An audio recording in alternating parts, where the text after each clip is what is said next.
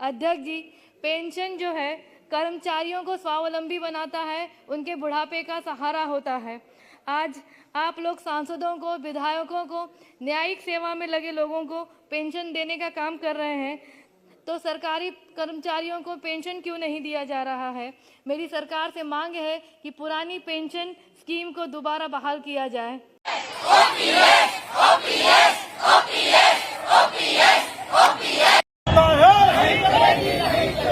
Pension pension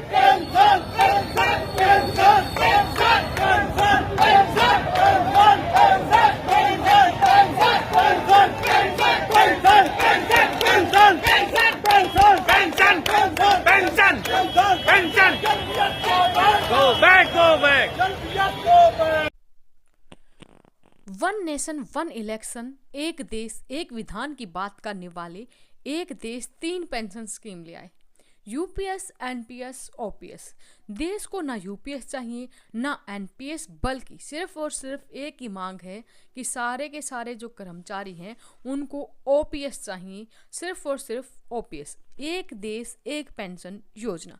नमस्कार दोस्तों, आप सभी का एक बार फिर से स्वागत करते हैं हमारे यूट्यूब चैनल पर। दोस्तों, आप सभी को पता है कि देश भर के कर्मचारी लगातार सरकार से डिमांड कर रहे हैं कि उनको पुरानी पेंशन की बहाल की जाए। ऐसे में इन माननीय सांसद ने क्या खूब कहा लोकसभा में, पेंशन सरकारी कर्मचारियों का अधिकार है।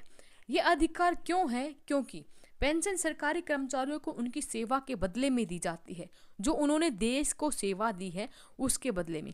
दूसरा, सामाजिक सुरक्षा है पेंशन। जी हाँ दोस्तों, पेंशन एक सामाजिक सुरक्षा का उपाय है जो सरकारी कर्मचारियों को सेवानिवृत्ति के बाद आर्थिक सुरक्षा प्रदान करता है।